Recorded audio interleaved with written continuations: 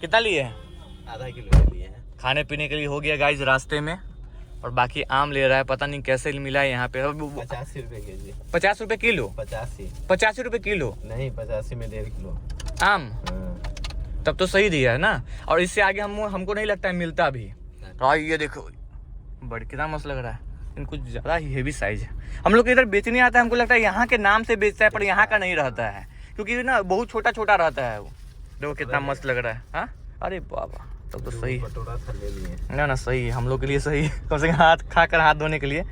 और ये रहा, बाकी आम वो लोग लेगा, उसके बाद खाएगा। वहाँ पे लगाए हैं गाड़ी, तो बोल रहा है गाड़ी हटाइए, बस स्टैंड है। हमको मालूम नहीं था। आ रहा है साला, कोई खाने भी नहीं दे रहा है गाइस। जहाँ गाड़ी लगा रहे वहाँ से करे हटो हटो यहाँ से। तुम्हारा शक्ल अच्छा नहीं, इसलिए पार्किंग नहीं देंगे।